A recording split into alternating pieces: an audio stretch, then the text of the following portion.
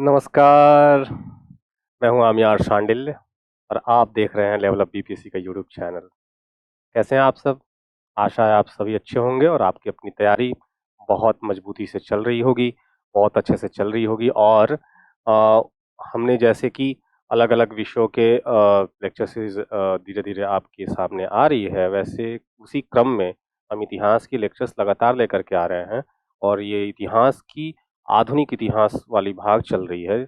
इसके बाद मध्यकालीन इतिहास आएगी और उसके बाद जो हमारे प्राचीन भारत की इतिहास है, उसको पढ़ेंगे। इतिहास का एक और भाग है वो है विश्व इतिहास, वो आपके सिलेबस का पार्ट नहीं है और एक और इतिहास का भाग है वो है आज़ादी के बाद का इतिहास, वो भी आपके सिलेबस का भाग नहीं है। ख़ास तौर पे जो है बीपीएससी और पीसीएस एग्ज़ामिनेशंस में वो सिलेबस की पार्ट नहीं होती। इनफैक्ट यूपीएससी के प्रीलिम्स में भी उससे नहीं पूछी जाती, वो मेंस की पार्ट होती है। मेंस का सिलेबस है post independence and the world history. तो हम लोग पढ़ने जा रहे हैं आधुनिक भारत के अगले चैप्टर पे हम लोग चले गए हैं। हम लोगों ने 1857 की क्रांति को 3 अलग-अलग लेक्चर में देखा है और अगला जो चैप्टर हम पढ़ने जा रहे हैं, वो पढ़ने जा रहे हैं जो 19वीं 20वीं शताब्दी में जो धार्मिक और सामाजिक सुधार आंदोलन हुए हैं और इस धार्मिक और सामाजिक सुधार आंदोलन ने भारत में राष्ट्रवाद की भावना को प्रबल किया, भारतीयता की भावना को प्रबल किया और हमारी कई सारी सामाजिक बुराइयां, सामाजिक कुरीतियों को खत्म करने में एक अहम योगदान दिया। हिंदू धर्म को रिवाइव किया, एक तरह से हिंदू धर्म को फिर से जगाया।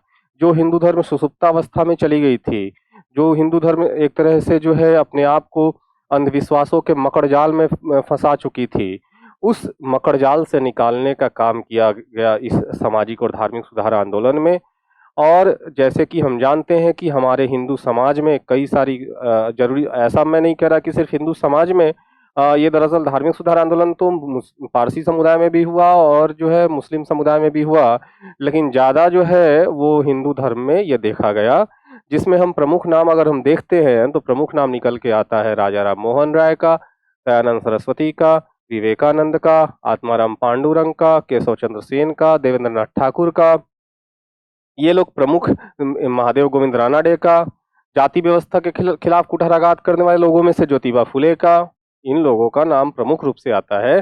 भीमराव अंबेडकर का, जिन्होंने भारतीय समाज को बदलने का कार्य किया है। इस क्रम में हम ये चैप्टर देखेंगे और 3 अलग-अलग लेक्चर्स में ही इसको देखने वाले हैं। इसमें मैक्सिमम क्वेश्चंस हमने टच करने की कोशिश की है। जैसे कि आपको पता है कि यह एक एमसीक्यू सीरीज है और एमसीक्यूज के माध्यम से ही हम सॉल्व करेंगे। हम एक लेक्चर सीरीज नहीं देख रहे हैं। लेक्चर होता तो इसके कई सारे तथ्यों के साथ-साथ कई सारी एस्पेक्ट्स, कई सारे दृष्टिकोण को हम समझते हैं, कई सारे पक्षों को समझते हैं, जो कि यह उचित समय और उचित प्लेटफ़ॉर्म नहीं है। लेवल अप बीपीएससी के ही इस यूट्यूब चैनल पे, इस प्लेटफ़ॉर्म पे आपको 69वीं बीपीएससी के बाद एक नई लेक्चर सीरीज लाने की कोशिश होगी, जिसमें हम लेक्चर के फॉर्म में, क्लासेस के फॉर्म में चीज़ों को आपके सामने रखने की कोशिश करेंगे। तो हम यहाँ पे सिर्फ एमसीक्यूज पर्सपेक्टिव से ही चीज़ों को समझें तो ज़्यादा अच्छा है, क्योंकि आपकी एग्जामिनेशन सामने है और हमारा एकमात्र लक्ष्य ये है कि एग्जाम्स को क्रैक करना है, ना कि हमें पंडित बनना है। इस वक्त पंडित बनने का समय आएगा, है ना? तो हम अपने विषयों को अपने लिमिटेशन में रह के ही चीज़ों को हम समझेंगे और आशा है कि आप बहुत अच्छे से प्रिपरेशन कर रहे होंगे। बहुत कम समय बचा है और बहुत जल्दी हम करंट अफेयर की सेक्शंस और आपकी पॉलिटी की सेक्शंस जो बीच में अभी रुकी हुई है वो भी स्टार्ट हो जानी है। वो भी हम देखेंगे, पॉलिटी के अगले चैप्टर्स को भी हम देखेंगे। इस लेक्चर के बाद आपको क्या मिलेगा? इस लेक्चर के बाद हम समझ जाएंगे उन क्वेश्चंस के ऊपर अप्रोच करना, जिन क्वेश्चंस को अभी तक हमने वन लाइनर के फॉर्मेट में देखा है। हालांकि आज के फॉर्मेट में, आज के एमसीक्यूज की क्वेश्चंस जो होंगी उसमें वन लाइनर क्वेश्चंस भी हैं, ट्रेंडी क्वेश्चंस भी हैं और जो है बदलते हुए पैटर्न के अकॉर्डिंग भी क्वेश्चंस है। तो उन बदलते हुए पैटर्न पे कैसे अप्रोच करना है, यही चीज़ सीखना है जो आज तक वनडे एग्जामिनेशंस देने वाले बच्चे हैं, जो बिहार पुलिस, बिहार दरोगा या बाकी अन्य स्टेट के एग्जामिनेशंस जो वनडे एग्जाम्स होती हैं और किसी भी एग्जाम्स की प्रीलिम्स की एग्जाम होती हैं, उनको अप्रोच करना सीख रहे हैं। तो इसी क्रम में पहले मैं आपको बता दूं कि ये तो लेक्चर होगा ही, लेकिन उसके पहले यदि कोई नया बच्चा है, कोई नया छात्र हमारे साथ जुड़ा है, तो कृपया करके आप पहले सब्सक्राइब कर लें।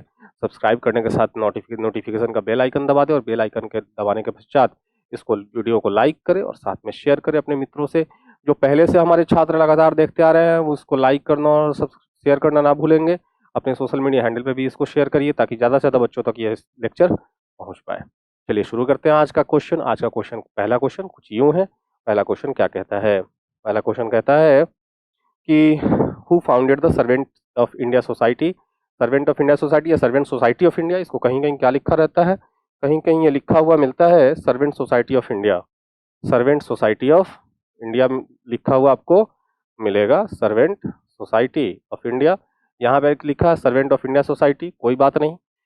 हिंदी में एक बार बीपीएससी पूछ चुका है, भारत सेवक समाज। इसी को अगर हिंदी में, इंग्लिश में सर्वेंट सोसाइटी ऑफ इंडिया यहाँ पे है, तो सर्वेंट सोसाइटी ऑफ इंडिया को क्या किया गवर्नमेंट, सरकार ने, बीपीएससी वालों ने क्या किया कि इसको ट्रांसलेट कर दिया और लिख दिया भारत सेवक समाज।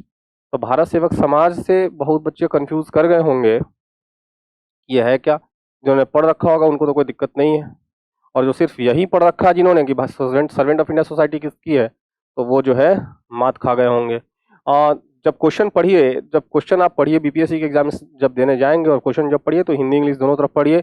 कई बार जो है हिंदी में चीज़ें समझ में नहीं आती, लेकिन इंग्लिश में जब आप पढ़ते हैं तो वो चीज़ें समझ में आ जाती हैं। तो आप दोनों ही क्वेश्चन पढ़ के सॉल्व करने की कोशिश करें। तो यहाँ पे सर्वेंट ऑफ इंडिया सोसाइटी की स्थापना किसने की थी? सर्वेंट ऑफ इंडिया सोसाइटी की स्थापना गोपाल कृष्ण गोखले ने की है 1905 में। गोपाल कृष्ण गोखले ने की है। इसी के साथ आगे बढ़ते हैं, और पहला प्रश्न हमारा सॉल्व हो गया। गोपाल कृष्ण गोखले द्वारा यह स्थापित किया गया है। गोपाल कृष्ण गोखले जो है वो हमारे गांधी जी के राजनीतिक गुरु भी कहलाते हैं, गांधी जी के राजनीतिक गुरु भी हैं। इन्होंने ही सबसे पहले गांधी को भारत की राजनीति का पाठ पढ़ाया, और इसके अलावा इन्होंने ही गांधी जी को सजेशन दिया था कि भारत में किसी भी प्रकार का आंदोलन शुरू करने के पहले पूरे भारत का भ्रमण करो, भारत को समझो, भारत के लोगों को समझो, भारत की वास्तु स्थिति क्या है उसको समझो। बिना धरातल पे गए, बिना चीज़ों को समझे आप आंदोलन को सफल नहीं बना सकते। और उन्हीं की सलाह पर उनको महात्मा गांधी ने संपूर्ण भारत का यात्रा किया था, भ्रमण किया था रेलवे के माध्यम से। गांधी जी के राजनीतिक गुरु हैं। ठीक है, तो आगे बढ़ते हैं। ये जैसे कांग्रेस में दो धड़ा था, एक धड़ा जो है वो नरमपंथियों का था, एक धड़ा गरमपंथियों का था। तो ये नरमपंथी दल के नेता थे। ये कौन से दल के थे? नरमपंथी दल के नेता थे, जिसमें दादा भाई नौरोजी, बदरुद्दीन तैयब जी, सुरेंद्रनाथ बनर्जी, व्योमेश चंद्र चटर्जी, ये लोग शामिल थे, है ना। तो नरमपंथी दल के ये नेता रहे हैं। आगे बढ़ते हैं। अगला क्वेश्चन क्या है? अगला क्वेश्चन देखते हैं हम लोग। अगला क्वेश्चन क्या कहता है? इसका आंसर हो गया गोपाल कृष्ण गोखले। गोपाल कृष्ण गोखले जो हैं भारत सेवक समाज या सर्वेंट सोसाइटी ऑफ इंडिया के संस्थापक हैं। आगे बढ़ते हैं हम लोग। आगे बढ़ने के क्रम में हमारे सामने दूसरा प्रश्न आएगा। दूसरा प्रश्न क्या कहता है? दूसरा प्रश्न कहता है राजा राम मोहन राय ने निम्नलिखित में से किसका विरोध नहीं किया था? देखिए जी, राजा राम मोहन राय हर सामाजिक कुरीतियों के खिलाफ थे। राजा राम मोहन राय ने हर सामाजिक कुरीतियों का खिलाफ किया है, चाहे वो बाल विवाह। विरोध किस किस चीज का किया है? उन्होंने विरोध किया, उन्होंने सबसे पहले अपने जीवन काल में पहला विरोध जो किया, उन्होंने मूर्ति विरोध किया। मूर्ति विरोध के पश्चात उन्होंने बाल विवाह का विरोध किया। बाल विवाह के बाद उन्होंने सती प्रथा का भी विरोध किया। सती प्रथा का विरोध क्यों किया? सती प्रथा के विरोध करने के पीछे उनका अपना तर्क था। सती प्रथा का विरोध करने के पीछे ये तर्क था कि 1911 में उनके बड़े भाई 1911 में उनके बड़े भाई जगमोहन, उनके बड़े भाई का क्या नाम था? जगमोहन। तो राजा राम मोहन राय का भाई का नाम था जगमोहन। जगमोहन की मृत्यु हो जाती है, और जगमोहन की मृत्यु के पश्चात उनकी पत्नी अर्थात राजा राम मोहन राय की भाभी को सती होना पड़ता है, और उसी के पश्चात राजा राम मोहन राय सती प्रथा के विरोध में उठ खड़े होते हैं। मूर्ति पूजा का विरोध इसलिए करते हैं, देखिए 15 साल के जब वो थे तो 15 साल के थे तो पहली बार उन्होंने एक लेख लिखा। 15 वर्ष के जब वो थे तो पहली बार उन्होंने एक लेख लिखा, और ये लेख जो है मूर्ति पूजा के विरोध में था। किसके विरोध में था? मूर्ति पूजा के विरोध में यह लेख था। मूर्ति पूजा के विरोध में यह लेख था। इससे इनके पिता नाराज हुए। पिता से इनकी बनी नहीं। पिता जो है इनके कर्मकांडी ब्राह्मण, ये खुद ब्राह्मण जाति से थे, और इनका जन्म, राजा राम मोहन राय का जन्म कब हुआ? 1872 में। 1872 में, ठीक है ना। इनके जो है पिता रमाकांत नवाब के यहाँ नौकरी करते थे। वहीं नवाब बाद में इनको चल के एक उपाधि देगा, राय राया का। बंगाल के नवाब द्वारा कौन सा उपाधि दिया गया? याद रखिएगा, राय राया का उपाधि जो है बंगाल के नवाब द्वारा इनको दिया गया है। ठीक है, तो 15 वर्ष की अवस्था में इन्होंने मूर्ति पूजा का विरोध किया, जिसके खिलाफ इनके पिता से इनकी जो है अनबन हो जाती है। पिता से इनकी बनती नहीं है, और वो घर छोड़ के निकल जाते हैं। और निकलने के पश्चात ये लुम्बिनी जाते हैं, और लुम्बिनी में इन्होंने बौद्ध धर्म की शिक्षा ग्रहण की। लुम्बिनी में बौद्ध धर्म की शिक्षा ग्रहण की इन्होंने। हालांकि ये जो है ईसाई धर्म से भी बहुत प्रभावित हैं, बौद्ध धर्म की शिक्षा ग्रहण की। आपको मैं बता दूं कि राजा राम मोहन राय 12 भाषाओं के विशेषज्ञ थे। 12 भाषा, अरबी, फारसी, संस्कृत, अंग्रेजी, Hebrew, Latin, French, Greek, German, बहुत सारी भाषाओं के ज्ञाता थे। 12 भाषाओं के ज्ञाता थे। इनफैक्ट फारसी भाषा, चूंकि हम बिहार से संबंधित एग्जाम देख रहे हैं, तो फारसी भाषा का जो है इनका अध्ययन जो है, फारसी भाषा जो उन्होंने पटना रह के सीखी है, याद रखिएगा, फारसी भाषा कहाँ से सीखी है उन्होंने? पटना रह के सीखी है। बाकी विषय वाराणसी में रह के इन्होंने संस्कृत विद्या पढ़ा है। इसके अलावा सारे ग्रंथ, महाग्रंथों का अध्ययन भी वाराणसी में ही रहने के क्रम में किया। इसके अलावा उन्होंने सारे धर्मों के ग्रंथों का अध्ययन किया है, चाहे वो कुरान हो, चाहे वो बाइबल हो। ठीक है, तो 1803 में इनके पिता की मृत्यु हो जाएगी। राजा राम मोहन राय के पिता की मृत्यु कब हो जाएगी? 1803 में इनके पिता की मृत्यु हो जाएगी, जिसके पश्चात ये पिता की जगह पर वहाँ के एक लोकल जमींदार, नाम था उस लोकल जमींदार का, एक यूरोपियन जमींदार है, यूरोपियन जमींदार जॉन डिग्बी के दरबार में, या जॉन डिग्बी के जमींदारी में वो दीवान नियुक्त किए जाते हैं। तो ये जो 1803 के बाद से कंपनी के नौकरी में आ जाते हैं, कंपनी का काम करना शुरू करते हैं। तो 1803 में पिता की मृत्यु के बाद क्या होता है, जॉन डिग्बी के यहाँ रहते हैं दीवान के तौर पे, और जॉन डिग्बी के यहाँ रहने के क्रम में ही इन्होंने बाकी भाषाओं का ज्ञान सीखा, और अंग्रेजी भी यहीं पर इन्होंने रह के सीखी है। ठीक है, तो इन्होंने अंग्रेजी का अध्ययन यहाँ पे रह के किया। उसके बाद 1814 में इनका नौकरी से मन उब गया, 1814 में नौकरी से मन उब गया और नौकरी छोड़ दी इन्होंने, और 1815 मानिए 1815 में इन्होंने अपनी प्रथम संस्था खोली, प्रथम संस्था का स्थापना किया। इस प्रथम संस्था का नाम था आत्मीय सभा। इस प्रथम सभा का क्या नाम था? आत्मीय सभा। तो इनकी प्रथम संस्था कौन थी? आत्मीय सभा थी। अगले ही साल 1816 में इन्होंने वेदांत सोसाइटी का स्थापना किया। कौन सा सोसाइटी का स्थापना किया? वेदांत सोसाइटी का स्थापना किया है। तो यहाँ पे हम थोड़ा सा बहुत डिटेल में राजा राम मोहन राय के बारे में बहुत सारी चीजें हैं जो समय के साथ बहुत सारे क्वेश्चंस उसके ऊपर आने वाले हैं, तो समय के साथ हम देखते जाएंगे। राजा राम मोहन राय ने निम्नलिखित में से किसका विरोध किया है? नहीं किया है। तो मूर्ति पूजा का विरोध किया है तो आंसर नहीं होगा। सती प्रथा का विरोध किया तो आंसर नहीं होगा। बाल विवाह का विरोध किया तो आंसर नहीं होगा। किसका विरोध नहीं किया? पश्चिमी शिक्षा। क्यों? क्योंकि ये पश्चिमी शिक्षा से बहुत प्रभावित थे। इन्होंने पश्चिमी शिक्षा का अध्ययन किया, और वहाँ की जो फिलॉसफी है, वहाँ के जो थॉट्स है, वहाँ की जो विचार है, वहाँ के जो विचारक हैं, उनसे ये बहुत प्रभावित हैं। स्वतंत्रता के विचार, प्रेस की स्वतंत्रता हो या मनुष्य की स्वतंत्रता हो, आज़ादी हो, उसके विचारों से बहुत प्रभावित है। जो है वहाँ के राज्य के विचार से प्रभावित है, यहाँ पे राज्य और नागरिक के बीच के संबंध से प्रभावित है। हर पश्चिम के हर अच्छी चीज़ों से ये प्रभावित है, ईसाई धर्म से प्रभावित है। यही कारण है कि 1821 में उन्होंने कलकत्ता यूनिटेरियन कमेटी की स्थापना करेंगे। चलिए, तो आगे प्रश्न आएगा तो हम देखते जाएंगे। तो यहाँ पे आंसर क्या होगा? निम्नलिखित में से किसका विरोध नहीं किया है? निम्नलिखित में से उन्होंने पश्चिमी शिक्षा का विरोध नहीं किया है। उन्होंने किस चीज का विरोध नहीं किया है? पश्चिमी शिक्षा का विरोध नहीं किया। वो पश्चिमी शिक्षा के क्या है?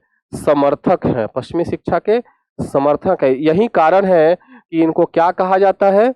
यही कारण है कि इनको आधुनिक भारत का पिता भी कहा जाता है। क्या कहा जाता है? आधुनिक भारत का, याद रखिएगा, आधुनिक भारत का पिता भी कहा जाता है, क्योंकि ये पश्चिमीकरण से बहुत प्रभावित है और भारत को आधुनिकता के, ये इसीलिए अंग्रेजी शासन के खिलाफ नहीं काम करते हैं। अंग्रेजी शासन के खिलाफ, अंग्रेजों की प्रताड़ना की नीति से भले ही ये नाखुश हैं कि ये शोषण करते हैं, लेकिन वो नहीं चाहते कि भारत से अंग्रेज जाए। इसके अलावा इनको राष्ट्रवाद का जनक भी कहा जाता है, भारतीय राष्ट्रवाद का जनक भी कहा जाता है। इनको भारतीय राष्ट्रवाद का जनक भी कहा जाता है। और क्या कहता है? भारतीय राष्ट्रवाद का जनक भी, इंडियन नेशनलिज्म का father of the Indian nationalism. ठीक है, तो आगे बढ़ सकते हैं हम लोग। अगला प्रश्न, तो ये आंसर हो गया, ये क्वेश्चन भी हो गया। पश्चिमी शिक्षा का समर्थक है, इसीलिए आंसर यही होगा, इसका विरोध नहीं किया। अगले प्रश्न में बढ़ते हैं। अगला प्रश्न क्या है? अगला प्रश्न कुछ यूं है कि क्वेश्चन नंबर 3 क्या कहता है? क्वेश्चन नंबर 3 कहता है कि which of the following statement is are not correct. इनमें से कौन सा तथ्य, कौन सा कथन गलत नहीं है? तो नहीं वाला खोजना है, गलत नहीं है। सही वाला क्या है? सही वाला जो है खोजना है। गलत नहीं मतलब बोला ना, कथन गलत नहीं है। तो गलत नहीं का मतलब क्या है? सही स्टेटमेंट कौन सा है? नहीं, विच of the following is not correct, तो इसमें से करेक्ट, तो मैंने कई बार बोला आपको कि इनकरेक्ट स्टेटमेंट ही आपका करेक्ट होगा, इनकरेक्ट स्टेटमेंट ही आपका आंसर यहाँ पे करेक्ट करेगा। तो इनकरेक्ट स्टेटमेंट खोजो जरा, देखते हैं इनकरेक्ट स्टेटमेंट क्या कहता है। 1829 में विलियम बेंटिक ने सती प्रथा को कानूनी अपराध घोषित कर दिया, ये एब्सोल्युटली करेक्ट है।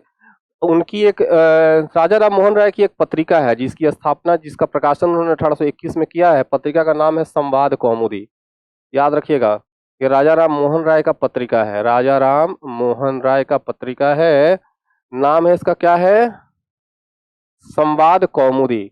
संवाद कौमुदी बंगाली में निकलता था। इस कौन सी भाषा की एक पत्रिका है, बंगाली भाषा की पत्रिका है, और ये पत्रिका स्पेशली सती प्रथा के विरोध के लिए था, सती प्रथा पर प्रहार के लिए था, और इतना जानदार शानदार प्रहार किया गया राजा राम मोहन राय द्वारा कि अंततः ब्रिटिश शासन को मजबूर होकर के इसके खिलाफ नियम बनाना पड़ा, और लॉर्ड विलियम बेंटिक ने सती प्रथा को कानूनन घोषित कर दिया अपराध। तो स्टेटमेंट सही है चूंकि, तो हमारा आंसर नहीं होगा।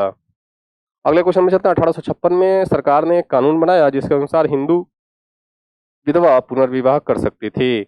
ये जो है लॉर्ड कैनिंग के समय में होता है, लॉर्ड कैनिंग, और किसके प्रयासों से होता है, तो ये जो है ईश्वरचंद्र विद्यासागर के प्रयासों से होता है। ईश्वरचंद्र विद्यासागर के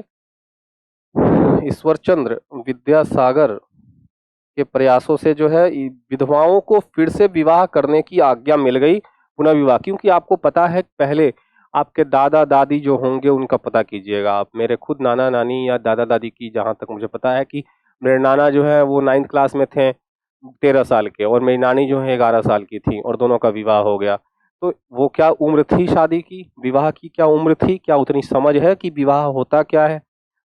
तो आपके भी घर में जो होंगे दादा दादी, उनके बारे में पता करेंगे तो पता चलेगा कि उनका 12 साल 13 साल की एज में शादी हो गया होगा, है ना।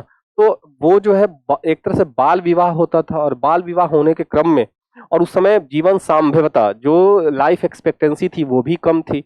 तो कई बार क्या होता था कि बच्चे जो है कम उम्र में, उस समय इतना टीका और इतना वैक्सीनेशन प्रोग्राम था नहीं कि हर बीमारी के लिए वैक्सीन लग गया, बच्चे को बचपन से ही जो है वैक्सीन लग रहा है। और 5 साल की एज तक हमने पोलियो का अभियान चलाया, पोलियो हमने देश से मिटा दिया। तो उस समय ये सारी सुविधाएं नहीं थी, तो बच्चे बहुत ज़्यादा अफेक्टेड रहते थे, और बहुत ज़्यादा मृत्यु दर थी बच्चों की। इनफैक्ट हमको जहाँ तक पता है, मेरे नाना बता रहे थे, मेरे नाना ने बताया था कि 7 भाई बहनों के मरने के बाद उनका जन्म हुआ था। सोचिए, इस उनके 7 भाई बहन जन्म लिए और मर गए, जन्म लिए और मर गए। जब उनका जन्म हुआ और तो जा करके वो बचे, है ना, और बचे, उसके बाद 93 ईयर्स तक जिंदा रहे, 93 ईयर्स की एज में जाकर उनकी मृत्यु हुई। बहुत लंबा, उतनी उम्र हम लोग जी लें तो बहुत बड़ी बात है हम लोग के लिए। तो तो उस समय जीवन सांभवता जो है वहाँ पे लाइफ एक्सपेक्टेंसी बहुत कम थी, लोग बहुत कम एज में मर जाते थे। अब कम एज में मरने के कारण होता क्या था कि जो महिला की, जो लड़की, जो बच्ची थी जिसकी शादी हुई 12 साल 13 साल की एज में, वो 14 साल 15 साल 16 साल होते होते विधवा हो जाती थी। तो 2 चीज होता था, एक तो या तो सती प्रथा, सती के कारण उसको जल के मरना पड़ता था। सती प्रथा क्या था कि पति के मृत्यु के बाद चिता पर पत्नी को जिंदा जला दिया जाता था। तो ये तो बहुत बड़ी कुरीति थी, और जिसको लॉर्ड विलियम बेंटिक ने बंद किया राजा राम मोहन राय के प्रयासों से। दूसरा, तो भारत के कई सारे क्षेत्रों में, कई सारे हिस्सों में सती प्रथा नहीं भी थी। सती प्रथा बहुत, जैसे बंगाल के इलाकों में सती प्रथा बहुत ज्यादा थी, है ना, और बहुत सारे इलाकों में सती प्रथा का वो जो है प्रभाव नहीं था। तो वहां पे विधवाओं की स्थिति बहुत दयनीय थी। विधवाओं का बाल जो है मुंडन कर दिया जाता था, उनको जो है सफेद वस्त्र धारण करना होता था। उसके बाद वो जीवन भर, अभी चलिए वृंदावन चले जाइए, वृंदावन में इतनी विधवाओं का आश्रम है, और हजारों की संख्या में विधवाएं रहती हैं वहां पे। तो वृंदावन में आपको दिख जाएगा कि क्या स्थिति। अब तो खैर बदल गई स्थितियां, पहले तो बहुत अशुभ कार्यों में नहीं आ सकती हैं, कई सारी की पाबंदियां हैं, है ना। तो उस समय विधवाओं की स्थिति बहुत दयनीय थी, ठीक है। तो अब यहाँ पे, अब उतने कम एज में अगर मान लो बच्ची है ना, 15 साल 16 साल की बच्चियां हैं, अब वो विधवा हो गई, तो उनको तो हक है, अभी उनकी पूरी जिंदगी पड़ी है सामने में, तो दोबारा शादी, दोबारा विवाह क्यों नहीं कर सकती हैं। इसके लिए उस समय के समाज सुधारकों ने जम के अभियान चलाया, और इसमें सिर्फ ईश्वरचंद्र विद्यासागर नहीं थे, बहुत लोग थे, जैसे BM मालाबारी थे, MG रानाडे थी, पंडिता रमाबाई थी, DK कर्वे थे, BNM, उसके बाद जो है नारायण मल्हार जोशी थे। बहुत लोग थे जो महिलाओं के अधिकारों के लिए लड़ रहे थे, जिसमें सबसे प्रमुख सफलता हाथ लगी ईश्वरचंद्र विद्यासागर को 1856 में, जब विधवा पुनर्विवाह नियम लागू करवाया उन्होंने लॉर्ड कैनिंग के समय में। आर्य समाज की स्थापना 1875 में स्वामी दयानंद सरस्वती ने की है, ये भी सही है। स्वामी दयानंद सरस्वती द्वारा आर्य समाज की स्थापना की गई है और ये एब्सोल्युटली करेक्ट है। अगला है राजा राम मोहन राय सती प्रथा के समर्थक थे? नहीं, सती प्रथा के ये समर्थक नहीं थे, ये क्या थे? विरोधी थे। तो अब बोल रहा है कि यही तो स्टेटमेंट कर रहा है, कौन सा कथन सही नहीं है? तो कौन सा ऑप्शन सही नहीं है? डी ऑप्शन सही नहीं है, ये आपका आंसर होगा। आगे बढ़ते हैं हम लोग। ऑप्शन बाकी तीन स्टेटमेंट्स आपका सही है, तो ये आपके कॉपी में नोट डाउन होना चाहिए, ठीक है। और जो नए बच्चे हैं याद रखेंगे, आपके डिस्क्रिप्शन बॉक्स में टेलीग्राम चैनल है, टेलीग्राम चैनल का लिंक है, वहां पे जा करके आप उस लिंक को जो है क्लिक करेंगे और टेलीग्राम चैनल ज्वाइन करेंगे। जितनी भी पीडीएफ हैं, जितनी भी चीजें हैं, वहां पे आपको टेलीग्राम चैनल में मिलेंगी। आगे बढ़ते हैं हम लोग। अगला क्वेश्चन क्या कहता है? क्वेश्चन नंबर 4 कहता है, देखिए जरा क्वेश्चन नंबर 4 क्या है। Question number 4 is what was made illegal by section 5 of the Indian Act 1843? देखिए जी, ये जो 1843 का जो धारा 5 है, वो आया था लॉर्ड एलनबरो के द्वारा। कौन था उस समय का गवर्नर जनरल? गवर्नर जनरल थे लॉर्ड एलनबरो। लॉर्ड एलनबरो के बारे में दो चीज याद रखिएगा। एलनबरो ही थे जिनके समय में सिंध का विलय हुआ था, और एलनबरो के समय में ये हुआ था, क्या हुआ था? धारा 5 आया था। धारा 5 किससे संबंधित है? धारा 5 गुलामी से संबंधित है। दास प्रथा पर प्रतिबंध। किस चीज क्या किया गया? दास प्रथा पर प्रतिबंध, गुलामी पर प्रतिबंध, बंधुआ मजदूरी पर प्रतिबंध, दास प्रथा पर प्रतिबंध लगा दिया गया 1843 में। हालांकि इसके पहले लॉर्ड कॉर्नवालिस ने कोशिश की थी 1791 में। 1791 में लॉर्ड कॉर्नवालिस ने कोशिश करी थी दास प्रथा को बंद करने की, लेकिन बहुत ज्यादा सफल नहीं हुए थे। तो प्रथम प्रयास अंग्रेजों ने 1791 में ही किया था। लेकिन उसके पहले क्या है? उसके पहले भी कोई शासक रहा था जिसने यह प्रयास किया था? तो हाँ, फिरोज शाह तुगलक के समय में इस पर रोक लगाई गई थी। हाँ, यहाँ तक कि फिरोज शाह तुगलक ने गुलामों की स्थिति में सुधार के लिए एक अलग विभाग ही बनाया था। फिरोज शाह तुगलक के समय में क्या किया गया था? दास प्रथा पर रोक लगाई गई थी, लेकिन पूर्णतः रोक लगी नहीं। तो इसने क्या किया था? फिरोज शाह तुगलक ने गुलामों की स्थिति दयनीय अच्छी करने के लिए, उनका पालन पोषण, उनका पढ़ाई लिखाई, एडुकेशन, हर चीज की ट्रेनिंग प्रोवाइड करना, एक आम जीवन देने के लिए उन्होंने एक विभाग की स्थापना की थी। नाम था दीवाने बंदगान। तो दीवाने बंदगान जो है स्पेशली जो है गुलामों के लिए थी। बाद में चल के अकबर प्रतिबंध लगा देगा। बाद में चल के क्या करेगा? अकबर दास प्रथा पर प्रतिबंध लगाएगा, ठीक है। तो ऐसा नहीं है, मध्यकालीन शासकों ने भी दास प्रथा को रोकने की कोशिश करी है। ऐसा नहीं है कि अंग्रेजों को ही सिर्फ इसका क्रेडिट मिल जाएगा। हालांकि ये पूछा जा रहा है कि भारत अधिनियम 1843 वाला जो है धारा 5, वो किस चीज को अवैध बनाता है? तो वो किस चीज को अवैध बनाता है? दास प्रथा को अवैध बनाता है। आगे बढ़ते हैं, अगले क्वेश्चन की तरफ बढ़ते हैं। अगला क्वेश्चन क्या है? अगला क्वेश्चन कहता है कि क्या कहता है कि अगला क्वेश्चन है question number 5। Question number 5 is okay. तो हु मेड ब्रह्म समाज and all Indian movement? All India movement, ब्रह्म समाज को अखिल भारतीय आंदोलन किसने बनाया? अब देखिए जी, थोड़ा ब्रह्म समाज के बारे में समझ लेते हैं। ब्रह्म समाज की स्थापना जो है राजा राम मोहन राय द्वारा की गई थी। ब्रह्म समाज की स्थापना किसके द्वारा की गई थी? राजा राम मोहन राय द्वारा की गई थी। कब की गई थी? 20 अगस्त 20 अगस्त 1828 को 20 अगस्त 1828 को इसकी स्थापना की गई थी। ब्रह्म समाज को एक संज्ञा दी जाती है। क्या संज्ञा दी जाती है? अद्वैतवादी हिंदुओं की संस्था। अद्वैतवादी हिंदुओं की संस्था की संज्ञा दी जाती है। ब्रह्म समाज दरअसल किसी भी प्रकार के अवतारवाद का विरोध करता था। अवतारवाद का विरोध करता था, ठीक है। यह पुरोहितवाद, पंडितों का विरोध करता था, पुरोहितवाद का विरोध करता था। यह जो है मूर्ति पूजा का विरोध करता था। यह किस चीज का समर्थक था? ब्रह्म समाज किन सिद्धांतों पर आधारित था? ब्रह्म समाज एकेश्वरवाद पर आधारित था, एक ईश्वर है। याद रखिएगा, ब्रह्म समाज किन सिद्धांतों पर आधारित था? एकेश्वरवाद, एक ईश्वर है, ईश्वर एक ही है, इस सिद्धांत पर। इसीलिए इसने अवतारवाद का विरोध किया कि नहीं भाई, इतने 10 अवतार हुए नहीं, इसका कहना था। मूर्ति पूजा का विरोधी था, पुरोहितवाद का विरोधी था, पंडितों का विरोधी था, कर्मकांड का विरोधी था। तो ब्रह्म समाज की स्थापना 1828 में की गई है। 1829 में एक इसका ट्रस्ट डीड बनाया जाएगा, इसका ट्रस्ट डीड बनाया जाएगा, और ट्रस्ट डीड बना करके इसमें 2 लोगों को उत्तराधिकारी घोषित किया जाएगा। ट्रस्ट डीड में एक तो बनाया जाएगा द्वारिकानाथ टैगोर को। रविंद्रनाथ टैगोर के बाबा हैं ये, याद रखिएगा। द्वारिकानाथ टैगोर जो हैं रविंद्रनाथ टैगोर के दादाजी हैं। ठीक है, ठीक है। तो द्वारिकानाथ टैगोर को जो है यहाँ पे ट्रस्ट डीड में अगला उत्तराधिकारी बनाया जाएगा। और इसके अलावे रामचंद्र विद्या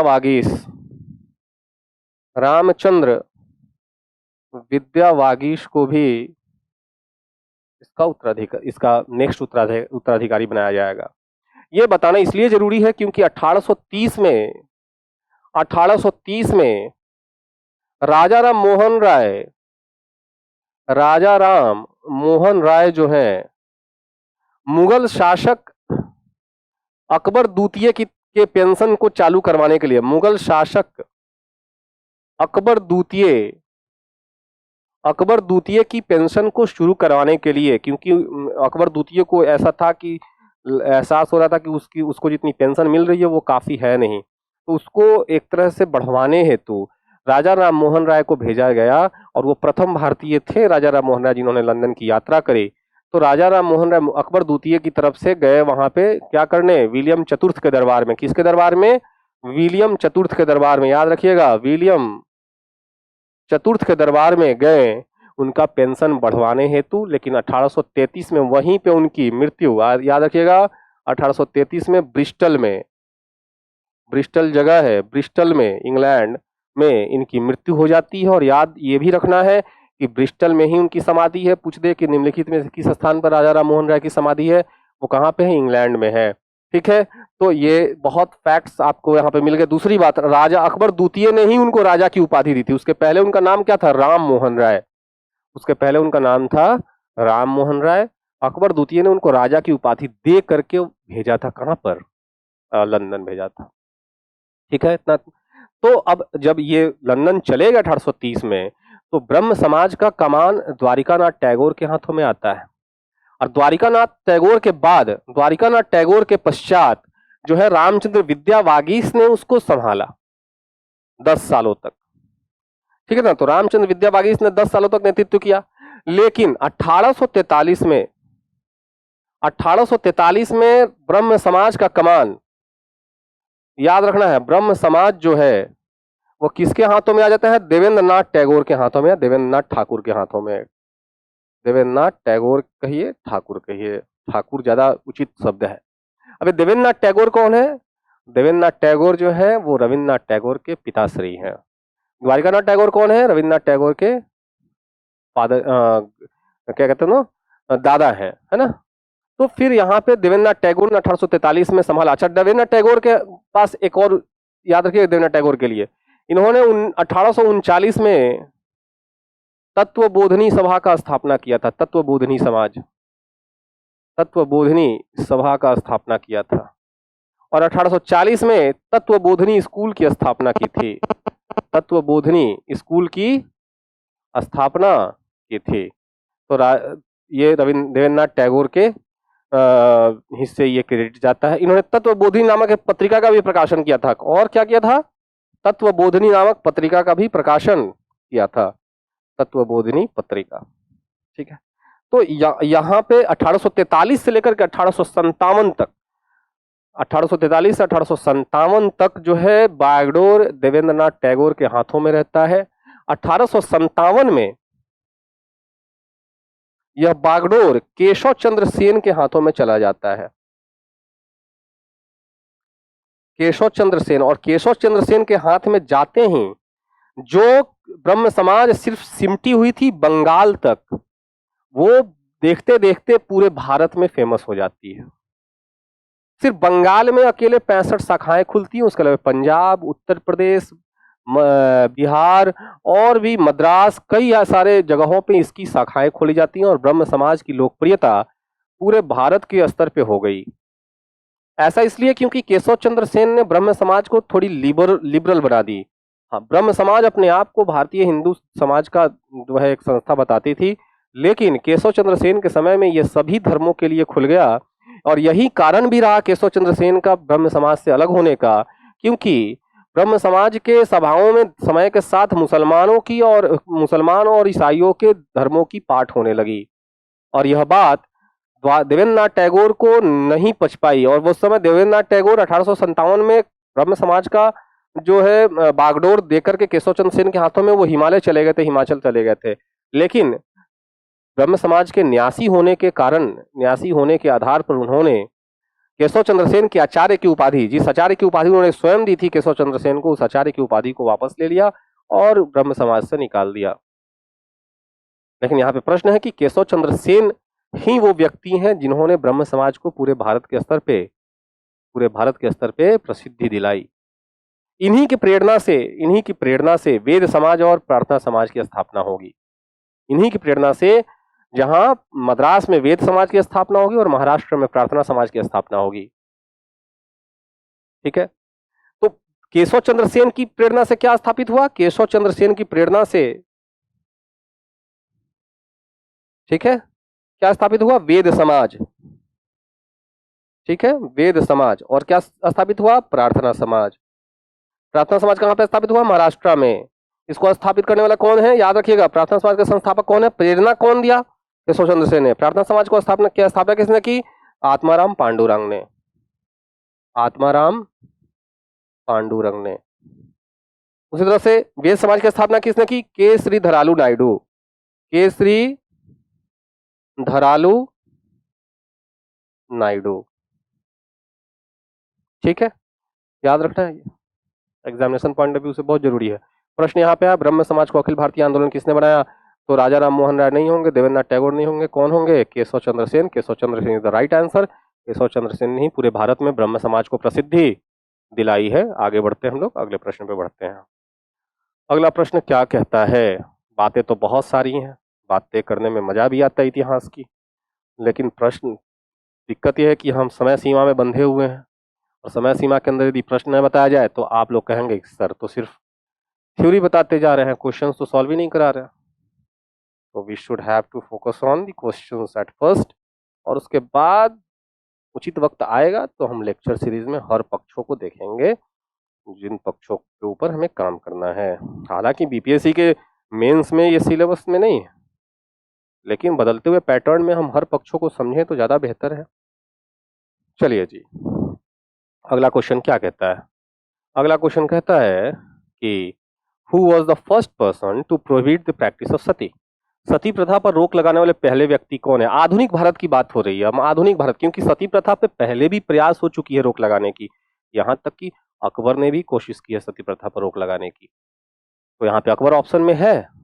पर हम यहाँ पे आधुनिक भारत के संदर्भ में प्रश्न को थोड़ा सा और मॉडिफाई करना चाहिए था। आधुनिक भारत में सती प्रथा पर रोक लगाने वाला प्रथम व्यक्ति कौन है? आपको पता है, जब आधुनिक भारत की प्रथम चैप्टर पढ़ रहे थे और उसमें हमने पढ़ा था कि अल्बुकर्क ने जब गोवा पे अधिकार कर लिया तो अपने अधिकार क्षेत्र में उसने सती प्रथा पर रोक लगाने की कोशिश की है। तो क्या होगा? Albuquerque is the right answer. Albuquerque जो है पहला व्यक्ति था जिसने सती प्रथा पर रोक लगाई है। आगे बढ़ते हैं और अगले क्वेश्चन की तरफ बढ़ते हैं। 7 नंबर क्वेश्चन क्या कहता है? 7 नंबर क्वेश्चन कहता है, question number 7 is who had established the widows home? Okay, ये 1899 में स्थापित की गई थी पुणे में। कहाँ पे स्थापित की गई थी? पुणे में। और यह स्थापित की गई थी डीके कर्वे द्वारा। डीके कर्वे पुणे के फर्ग्यूसन कॉलेज के प्राध्यापक थे। Fergusson College one of the top most college of the India, Fergusson College. तो डीके कर्वे जो हैं उन्होंने क्या है, विधवा आश्रम की स्थापना की थी। कहाँ पे? पुणे में। ठीक है, तो DK. Curve is the right answer. आगे बढ़ते हम लोग, याद रखिएगा डी.के. कर्वे द्वारा विधवा आश्रम की स्थापना की जाएगी 1899 में। इन्होंने एक और स्थापना किया है 1906 में, प्रथम भारतीय महिला विश्वविद्यालय की 1906 में डी.के. कर्वे द्वारा और किया गया था। ये महिलाओं के अधिकारों के सख्त समर्थक थे, बड़े वाले समर्थक थे, कट्टर समर्थक। तो इन्होंने बंबई में भारत का प्रथम महिला विश्वविद्यालय की स्थापना की है। याद किसने की है? डी.के. कर्वे ने विश्वविद्यालय की स्थापना की है। चलिए आगे बढ़ते हैं हम लोग, अगले क्वेश्चन में चलते हैं। 7 नंबर क्वेश्चन हो गया, 8 नंबर क्वेश्चन पे चलते हैं। Question number 8, what is question number 8? Now the question number 8 is the Hindu remarriage act was the result of whose effort? Hindu पुनर्विवाह अधिनियम, हिंदू रीमैरिज एक्ट, एक वर्ड इसमें छूट रहा है, वो है हिंदू विडो रीमैरिज एक्ट। इसको सुधार लेना है, Hindu widow remarriage act, Hindu विधवा पुनर्विवाह अधिनियम। तो प्रश्न आया था कि एक तो 1856 में हुआ था, 1856 में इस पर रोक लगा दी गई थी लॉर्ड कैनिंग द्वारा, लेकिन किसके समय में, वो भी हमने डिस्कस किया है। किसके द्वारा? याद करिए, मैंने अगर डिस्कशन के समय में आपने ध्यान दिया होगा तो आपका नाम यहाँ पे आया होगा। वो कौन थे? Ishwar Chandra Vidyasagar. Hindu widow remarriage act was result of whose effort? किसके एफर्ट द्वारा, किसके प्रयासों द्वारा? ईश्वर चंद्र विद्यासागर के एफर्ट द्वारा ये रोका गया था। अगले क्वेश्चन पे चलते हैं। अगला क्वेश्चन क्या कहता है, तो याद रखिएगा 1856 में Hindu widow remarriage act, Hindu विधवा पुनर्विवाह अधिनियम कब? 1856 में। चलिए अगला क्वेश्चन है, who among the following preached against idol worship? निम्नलिखित में से किसने मूर्ति पूजा के विरुद्ध प्रचार किया? हालांकि सबसे पहले मूर्ति पूजा के विरोध करने वालों में ईश्वर राजा राम मोहन राय हैं, लेकिन यहाँ पे दिए गए प्रश्नों के अनुसार से हमें जवाब देना है। तो देखिए जी, इसमें जो प्रथम ऑप्शन है दयानंद सरस्वती मूर्ति पूजा के सख्त विरोधी थे। देखिएगा, आर्य समाज में कहीं भी मूर्ति पूजा होती है? आर्य समाज मूर्ति पूजा के सख्त विरोधी है ना। आर्य समाजी लोग मूर्ति पूजा के भी विरोधी हैं, आर्य समाजी लोग जाति व्यवस्था के भी विरोधी हैं। हालांकि वो वर्ण व्यवस्था के समर्थक हैं, वर्ण व्यवस्था और जाति प्रथा अलग अलग चीज है। तो ये जो है आर्य समाज जो है जो 1875 में स्थापित की जाएगी, 1875 में किसके द्वारा? दयानंद सरस्वती द्वारा। तो दयानंद सरस्वती ने कई सारी चीजों को दिया। एक तो इन्होंने एक बहुत बड़ा नारा दिया, वो है भारत भारतीयों के लिए, ठीक है। उसके अलावा इन्होंने क्या कहा? वेदों की, इन्होंने वेद की पढ़ाई पर बहुत जोर दिया। वेदों का रिवाइवल ऑफ वेदा, इनका सबसे बड़ा योगदान है कि वेद का रिवाइवल कर दिया, वेद का पुनरुत्थान कर दिया। तो वेदों की ओर लौटो, इन्होंने एक और बहुत बड़ा नारा दिया, क्या है? वेदों की ओर लौटो, ठीक है। तो ये जो है किसके विरोधी है? ये जो है मूर्ति पूजा के विरोधी हैं। ये किसके विरोधी हैं? ये जाति व्यवस्था के विरोधी हैं, है ना। ये जो है छुआछूत के विरोधी हैं, ये छुआछूत के विरोधी हैं। ये किस चीज के विरोधी हैं? कर्मकांड के विरोधी हैं, ये कर्मकांड के विरोधी हैं। ये स्त्री शिक्षा के समर्थक हैं। ये क्या है? स्त्री शिक्षा के समर्थक हैं, है ना। ये स्त्री शिक्षा के समर्थक है, ठीक है। और भी इन्होंने एक आंदोलन चलाया, याद रखिए, इन्होंने एक आंदोलन चलाया, वो बहुत कंट्रोवर्शियल आंदोलन था। ये नाम है इसका शुद्धि आंदोलन। ये शुद्धि आंदोलन किसके लिए था? जिन्होंने ईसाई धर्म या मुस्लिम धर्म अपना लिया है, उनको वापस से हिंदू धर्म बनाने की ये जो है एक आंदोलन थी, है ना। दूसरे धर्म अपनाए हुए हिंदुओं को वापस से हिंदू धर्म में लाने की ये जो है आंदोलन थी, शुद्धि आंदोलन। बहुत कंट्रोवर्शियल आंदोलन था। और शुद्धि आंदोलन के अलावा ये एक और जो है गो रक्षा के ऊपर भी इनका बहुत ज्यादा जोर था, गाय की रक्षा पे भी इनका बहुत ज्यादा जोर था। अब तो यहाँ पे Dayanand Saraswati is the right answer. निम्नलिखित में से किसने भी मूर्ति पूजा के विरुद्ध प्रचार किया? वो क्या होगा? दयानंद सरस्वती। अगले क्वेश्चन में चलते हैं। अगला क्वेश्चन क्या कहता है? अगला क्वेश्चन है, क्या है अगला क्वेश्चन? क्वेश्चन नंबर 10 कहता है,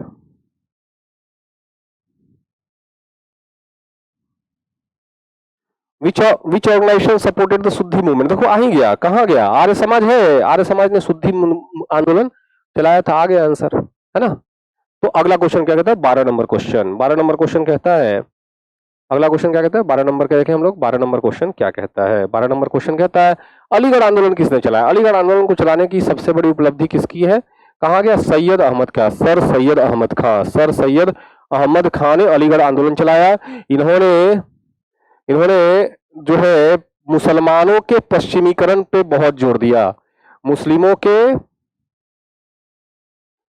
के पश्चिमीकरण, अब मुस्लिमों के आधुनिक शिक्षा, मुस्लिमों के आधुनिक शिक्षा पे बहुत जोर दिया, आधुनिक शिक्षा, याद रखिएगा, इन्होंने आधुनिक शिक्षा पे बहुत जोर दिया। इन्होंने ही 1857 के ऊपर पहली बार बुक लिखी है, प्रथम भारतीय थी जिन्होंने भारतीय भाषाओं में 1857 के ऊपर पुस्तक लिखी है। इन्होंने अलीगढ़ मुस्लिम यूनिवर्सिटी की स्थापना की है, इसके पहले अलीगढ़ मुस्लिम यूनिवर्सिटी जो है वो कॉलेज हुआ करती थी। उसके अलावा जो है, इसके अलावा ये साहब जो है ये कांग्रेस के घोर विरोधी हैं, ये कांग्रेस के घोर विरोधी, और कांग्रेस के ऊपर आरोप लगाते हैं कि ये जो है कांग्रेस के विरोधी हैं, और ये आरोप लगाते हैं कि कांग्रेस सिर्फ हिंदुओं की पार्टी है। खैर हम जो है डिटेल में अब अगले क्वेश्चन, आगे जब क्वेश्चन आएगा तब पढ़ेंगे। अगले क्वेश्चन की तरफ चलते हैं हम लोग। अलीगढ़ आंदोलन किसने प्रारंभ किया था, सैयद अहमद खान ने। ओके, अगले क्वेश्चन पे चलते हैं। अगला क्वेश्चन क्या कहता है, अगला क्वेश्चन कहता है कि the age of consent act 1891 किसके द्वारा में क्या किया गया, एज ऑफ सहमति क्या है, सहमति की आयु अधिनियम। तो सहमति की आयु अधिनियम क्या है कि विवाह के लिए मिनिमम एज इसमें फिक्स किया गया, विवाह के लिए इसमें मिनिमम एज फिक्स किया गया, विवाह की इसमें उम्र सीमा बढ़ा दी गई, और विवाह का उम्र का सीमा 12 वर्ष कर दिया गया। ये जो है बीएम मालाबारी के प्रयासों से हुआ था, बीएम मालाबारी के प्रयासों से हुआ था, बहराम जो है मालाबारी के प्रयासों से हुआ था, और इसके विरोध में बाल गंगाधर तिलक थे। इस सहमति की आयु अधिनियम के विरोध में कौन है, बाल गंगाधर तिलक, याद रखिएगा, बाल गंगाधर तिलक इसके विरोध में थे। ठीक है, तो सहमति की आयु अधिनियम 1891। चलते हैं अगले क्वेश्चन पे।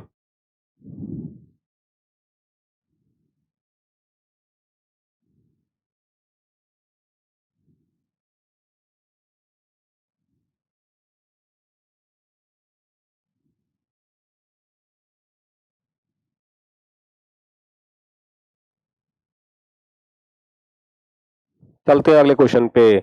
अगला क्वेश्चन क्या कहता है, अगला क्वेश्चन 13 नंबर है। 13 नंबर क्वेश्चन है कुछ यूं, 13 नंबर क्वेश्चन क्या कहता है, 13 नंबर क्वेश्चन कहता है कि what did the sir Syed Ahmad Khan want, है ना, सर सैयद अहमद खां क्या चाहते थे, सर सैयद अहमद खां क्या चाहते थे, there should be no change in the Muslim society, मुस्लिम समाज में कोई बदलाव नहीं होना चाहिए। अभी अभी मैंने बताया कि ये आमूल चूल परिवर्तन, रेडिकल चेंजेस चाहते थे, किसमें, मुस्लिम समाज में, मुस्लिमों में, और उनका पश्चिमीकरण, उनको आधुनिक शिक्षा प्रदान करना, इंग्लिश शिक्षा प्रदान करना चाहते थे कि मुस्लिम ज्यादा से ज्यादा अंग्रेजी शिक्षा ग्रहण करें, और ताकि उनको सरकारी नौकरियों में, अंग्रेजी नौकरियों में, अंग्रेजों द्वारा दिए गए नौकरियों में ज्यादा जो है सीटें मिल पाए। तो ये क्या होना चाहिए, ये होगा, नहीं होगा, मुस्लिम समाज में कोई बदलाव नहीं होना चाहिए, नहीं होगा। दूसरा है ए separate electorate should be made for the Muslims, मुस्लिमों के लिए एक अलग निर्वाचन क्षेत्र बनाया जाना चाहिए, ये भी नहीं होगा।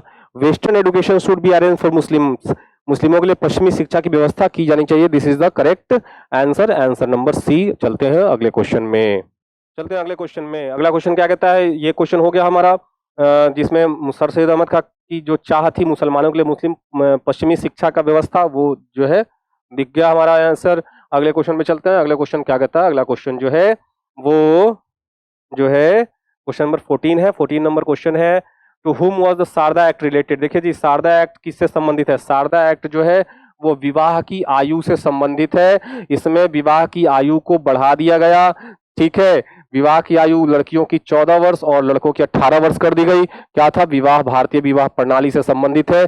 भारतीय विवाह प्रणाली जो है उसमें हम विवाह की आयु को बढ़ा दिए थे। इसमें कितनी, 14 वर्ष और 18 वर्ष। शारदा एक्ट में क्या किया था, 14 वर्ष और 18 वर्ष कर दिया गया था। अगले क्वेश्चन में चलते हैं। अगला क्वेश्चन क्या कहता है, अगला क्वेश्चन कहता है क्वेश्चन नंबर 15। क्वेश्चन नंबर 15 कुछ यूं है, चलिए क्वेश्चन नंबर 15 है कि which of the following had the greatest influence on the first generation English educated youth of Bengal. Bengal की पहली पीढ़ी के अंग्रेजी शिक्षित युवकों पर निम्नलिखित में से किसका सबसे अधिक प्रभाव था। देखो जी, ये चैप्टर पूरा फैक्ट के ऊपर बेस्ड है, टोटली फैक्चुअल बेस्ड है, कॉन्सेप्चुअल कम है और फैक्चुअल ज्यादा है, इसीलिए यहाँ पे सिर्फ फैक्ट मिलेगा, समझने के लिए कम और और जो है डेटा के ऊपर ज्यादा काम करना है इस चैप्टर में, समझने के लिए फिर हम कभी इसको समझेंगे।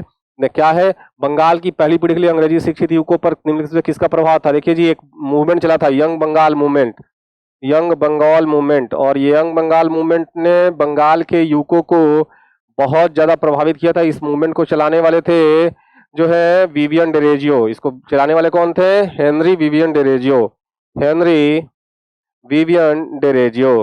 ठीक है, तो ये साहब जो है उस समय हिंदू कॉलेज के प्रोफेसर थे, हिंदू कॉलेज में पढ़ाते थे, कलकत्ता के हिंदू कॉलेज में प्राध्यापक थे, और हिंदू कॉलेज में जो है इन्होंने इनसे बहुत ज्यादा प्रभावित, नवयुवक बहुत ज्यादा प्रभावित थे, इन्होंने वहां पे यंग बंगाल मूवमेंट चला, और इसी को प्रभावित होकर उन्होंने एक बॉम्बे मूवमेंट भी चला इनसे प्रभावित। ऐसा नहीं था कि ये जो मूवमेंट सिर्फ बंगाल तक सीमित थी, इसका प्रभाव बॉम्बे तक भी दिखा, और वहां के भी एलिफिंस्टन कॉलेजेस में जो है, एलिफिंस्टन कॉलेज में जो है बॉम्बे मूवमेंट चलाया गया था इससे प्रभावित होकर के। तो ये जो है बहुत सारे सामाजिक कुरीतियों का विरोध करते थे, और यही कारण है कि इनको चूंकि सामाजिक कुरीतियों का विरोध करते थे, तो कट्टरपंथी जो है, जो रूढ़िवादी लोग जो है, इन्होंने अंग्रेजी शासन पे प्रेशर बना करके इनको कॉलेज से निकलवा भी दिया था। हालांकि 1831 में, बहुत कम एज में, 1831 में इनकी मृत्यु हो जाती है, ठीक है, तो बहुत कम एज में ये चले जाते हैं। तो विवियन डेरेजियो साहब जो हैं वो होंगे जिनका जो है आधुनिक शिक्षा पर, आधुनिक शिक्षित युवकों पर सबसे ज्यादा प्रभाव देखने को मिलेगा। अगले क्वेश्चन में चलते हैं। अगला क्वेश्चन क्या कहता है? अगला क्वेश्चन कहता है, क्वेश्चन नंबर 15 के बाद क्वेश्चन नंबर 16 पे आते हैं। क्वेश्चन नंबर 16 क्या कहता है? क्वेश्चन नंबर 16 है, what was the main work of Lord William Bentinck related to the social reforms. Lord William Bentinck का सामाजिक सुधार से संबंधित मुख्य कार्य क्या था? शिक्षा में सुधार नहीं, ठगी का उन्मूलन। ठगी का उन्मूलन जो है वो लॉर्ड विलियम बेंटिक के समय में हुआ जरूर है, लेकिन ये कोई सुधार कार्यक्रम, सामाजिक सुधार नहीं है। ये जरूर है कि लॉर्ड विलियम बेंटिक के समय में ये हुआ है। सामाजिक सुधार का सबसे बड़ा कार्यक्रम क्या है? सती प्रथा। सती प्रथा 1829 में इन्होंने कानूनन अपराध घोषित कर दिया सती प्रथा को। हालांकि याद रखिएगा, ठगी का उन्मूलन भी लॉर्ड विलियम बेंटिक के समय ही हुआ है, और किसने किया है? कार्ल स्लीमैन में। इनके लिए स्पेशल एक पुलिस की व्यवस्था की गई थी, कार्ल स्लीमैन जो है, इनके रहने के क्रम में, ये बीपीएससी में पूछ चुका है, ये ट्रेंडी क्वेश्चन है बीपीएससी के लिए, भाई पढ़ के जाना है, सब एकदम रट के जाना है, याद करके जाना है। तो ठगी का उन्मूलन किसके समय में हुआ है? लॉर्ड विलियम बेंटिक के समय ही हुआ है, लेकिन इसके लिए एक स्पेशल ऑफिसर को की नियुक्ति की गई थी, कार्ल स्लीमैन की। और ये कब खत्म हुआ? 1830 में। 1830 में जो है ठगी का उन्मूलन किया गया था।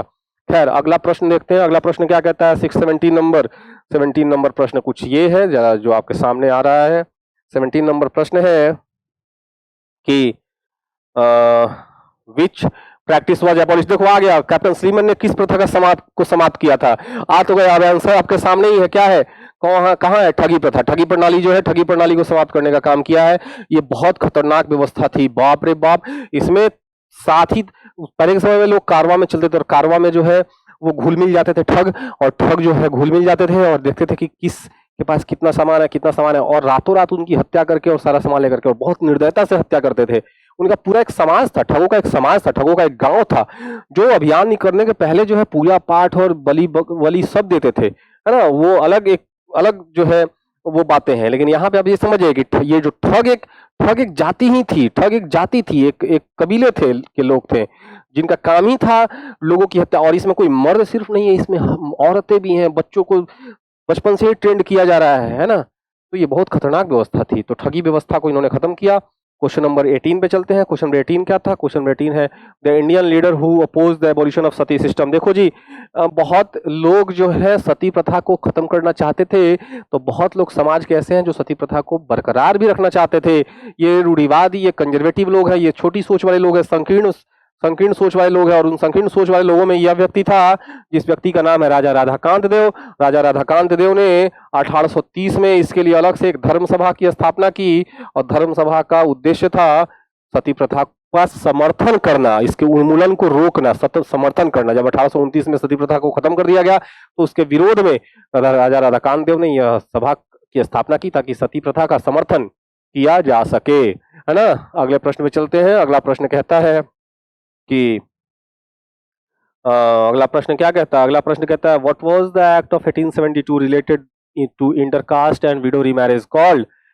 अंतरजातीय एवं विधवा पुनर्विवाह से संबंधित 1872 अधिनियम को क्या कहा जाता है? इस अधिनियम को कहा जाता है ब्रह्म विवाह अधिनियम। इसके अंदर ब्रह्म विवाह अधिनियम 1872, ठीक है, ये अंतरजातीय विवाह और विधवा विवाह दोनों को ही मान्यता देती थी। अंतरजातीय विवाह और विधवा विवाह दोनों को ही मान्यता देती थी। और यह किसके प्रयासों से पारित हुआ था? केशव चंद्र सेन की प्रयासों से पारित हुआ था। केशव चंद्र सेन के प्रयासों से ब्रह्म मैरिज एक्ट, ब्रह्म विवाह अधिनियम पारित हुआ था 1872 में, जिसमें विधवा विवाह और अंतरजातीय विवाह दोनों को ही मान्यता मिली। अगले क्वेश्चन पे चलते हैं। अगला क्वेश्चन क्या कहता है? अगला क्वेश्चन कहता है कि 20 नंबर क्वेश्चन है। 20 नंबर क्वेश्चन आपके सामने हाजिर है, पेश खिदमत है कि Jyotiba Phule was associated with which of the following? Jyotiba Phule निम्नलिखित में से किससे संबंधित है? ज्योतिबा फुले जो है एक बहुत बड़े समाज सुधारक हुए जिन्होंने जाति प्रथा पे सबसे ज्यादा कुठाराघात किया। जाति प्रथा को लेकर के बहुत एक्टिव रहे और इन्होंने जो है एक स्थापना किया, ज्योतिबा फुले ने एक समाज की स्थापना की जिसका नाम है सत्य शोधक समाज। ज्योतिबा फुले ने एक स्थापना की, ज्योतिबा फुले ने एक स्थापना की सत्य शोधक समाज की। किसकी? सत्य शोधक समाज की स्थापना की। और सत्य शोधक समाज जो है जाति प्रथा के खिलाफ काम करती थी, जाति प्रथा के खिलाफ काम करती थी। इन्होंने एक पुस्तक लिखी है, नाम है उसका गुलामगिरी। क्या नाम है उसका? गुलामगिरी। यह जाति प्रथा पे कठोर चोट करती हुई पुस्तक है गुलामगिरी की के लेखक हैं ये। अगले क्वेश्चन पे चलते हैं। अगला क्वेश्चन तो ये क्या होगा? ज्योतिबा फुले का आंसर क्या होगा? जाति विरोधी आंदोलन, anti caste movement, anti caste movement, anti caste movement, जो कर लीजिए, अपनी अपनी प्रोनाउंसिएशन है, चीजें बदल रही हैं समय के साथ। तो 21 नंबर क्वेश्चन क्या है? 21 नंबर क्वेश्चन कुछ यूं है। क्वेश्चन नंबर 21 आपके सामने है। सत्य शोधक समाज मंडल वाज एस्टैब्लिश्ड बाय, अभी बात हुई है। सत्य शोधक समाज किसके द्वारा स्थापित किया गया? अभी मैंने बताया ना, किसने? ज्योतिबा फुले ने। ज्योतिबा फुले के द्वारा। देखो जी, ज्योतिबा फुले कहाँ पे है? बी में है। B option is the right answer. C, sorry, C. Jyotiba Phule, C is the right answer. Jyotiba Phule is the founder of Satya Shodhak समाज and he wrote a book named Gulamgiri. he was totally against the untouchability, है ना, छुआछूत के एकदम सख्त विरोधी हैं। जो सदियों से जाति के स्तर पे भेदभाव होता आ रहा है और जो निचली स्तर की जातियां हैं, जो नीचे की जातियां हैं, उनके साथ जो है घनघोर जो है जो जाति व्यवस्था के आधार पे भेदभाव किया जाता है, उसके खिलाफ इन्होंने अभियान छेड़ा था। ठीक है, तो आगे बढ़ते हैं हम लोग। आगे क्वेश्चन की तरफ बढ़ते हुए हम देखते हैं कि क्वेश्चन नंबर 22 क्या कहता है? What is the correct chronological order of the following? What is the correct निम्नलिखित का सही कालानुक्रमिक क्रम क्या है? पहले कौन आया, है ना, पहले कौन आया? सबसे पहले तो राजा राम मोहन राय, कोई इसमें शक है? राजा राम मोहन राय, है ना। उसके बाद कौन आएगा? इसके बाद आएगा देवेंद्रनाथ टैगोर। इन्होंने ब्रह्म समाज का कमान संभाला, ब्रह्म समाज का कमान संभाला इन्होंने। तो उसके बाद 3 के बाद 2 आएगा। और देवेंद्रनाथ टैगोर के बाद कौन आया? केशव चंद्र सेन, 1843 में आएंगे। ये अगर हम ब्रह्म समाज के अकॉर्डिंग समझ चलते हैं। और ये 1828 में ब्रह्म समाज की स्थापना करेंगे और ये 1857 में ब्रह्म समाज का कमान संभालेंगे। तो 3-2 के बाद 1 आएगा। और सबसे लास्ट में विवेकानंद आएंगे जो 1897 में क्या खोलेंगे? रामकृष्ण मिशन। ये क्या स्थापित करेंगे? रामकृष्ण मिशन 1897 में। तो उसके बाद आएगा 4। तो 3-2-1-4, 3-2-1-4 कहाँ है? 3-2-1-4 है, बी नंबर ऑप्शन है 3-2-1-4। हमने क्रोनोलॉजिकल ऑर्डर में इसको सजा दिया है। जिस ऑर्डर में आपको सजाना है, जन्म के ऑर्डर पे भी सजाइएगा तो यही आएगा, क्योंकि सबसे पहले राजा राम मोहन राय की जन्म होगी और मृत्यु भी होगी। उसके बाद देवेंद्रनाथ टैगोर, उसके बाद केशव चंद्र सेन और तब विवेकानंद का जन्म होता है। तो इसमें नहीं दिया किस आधार पे, तो हम कोई भी आधार ले सकते हैं। अगला क्वेश्चन चलते हैं। अगला क्वेश्चन क्या कहता है? अगला क्वेश्चन कहता है विच movement was gave the slogan India for Indians? किस आंदोलन ने भारतीयों के लिए एक नारा दिया? अभी अभी बात चल रही थी। यह नारा किसके द्वारा दिया गया था? दयानंद सरस्वती द्वारा दिया गया था। आर्य समाज की स्थापना उन्होंने की थी, इसीलिए यहाँ पे आर्य समाज होगा। आर्य समाज आंसर सही है।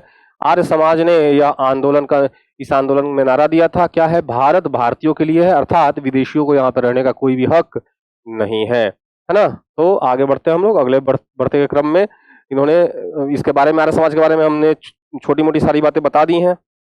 आगे बढ़ने के क्रम में हम देखते हैं दयानंद सरस्वती की और बातें आएंगी तो हम आप सामने बात करेंगे। इन्होंने ऑप्शन, अगला क्वेश्चन है, वेदों की लौटों का नारा किसने दिया? Who gave the slogan go back to the Vedas? बात वहीं आ गई, आके रुक गई। क्या दयानंद सरस्वती के ऊपर बात आकर रुक जाती है। दयानंद सरस्वती द्वारा जो है यह नारा दिया गया था। दयानंद सरस्वती जो है वो जो है इन्होंने सबसे पहले स्वराज्य शब्द की भी बात की। सबसे पहले स्वराज्य वर्ड यही इन्होंने ही कहा। इन्होंने सबसे पहले स्वदेशी अपनाने की बात कही है और इन्होंने हिंदी को राष्ट्रभाषा माना है। इन्होंने ही सबसे पहले हिंदी को राष्ट्रभाषा माना है। सत्यार्थ प्रकाश नामक एक पुस्तक लिखी थी इन्होंने और वो हिंदी में ही लिखी थी। सत्यार्थ प्रकाश नामक एक पुस्तक लिखी 1874 में। कब लिखी? 1874 में। ये पुस्तक किसमें लिखी गई थी? हिंदी में लिखी गई थी। हालांकि ये पुस्तक संस्कृत में वो लिखने जा रहे थे, लेकिन केशव चंद्र सेन की प्रेरणा से वो पुस्तक किसमें लिखी गई? वो लिखी गई किसमें? संस्कृत में। ओके, सॉरी, हिंदी में लिखी गई। अगले प्रश्न में बढ़ते हैं। अगला प्रश्न क्या कहता है? अगला प्रश्न कहता है कि क्वेश्चन नंबर 25 क्या है? क्वेश्चन नंबर 25 कहता है, who started window remarriage association in Maharashtra? Who started विधवा पुनर्विवाह संघ की स्थापना, शुरुआत किसने की? चलिए जी, एमजी रानाडे हैं क्या? एमजी रानाडे, चलिए एमजी रानाडे सही है। एमजी रानाडे, महादेव गोविंद रानाडे, बहुत बड़े समाज सुधारक होंगे, महिलाओं के अधिकारों के समर्थक हैं ये साहब जो है। इनकी पत्नी का नाम क्या है? पंडिता रमाबाई।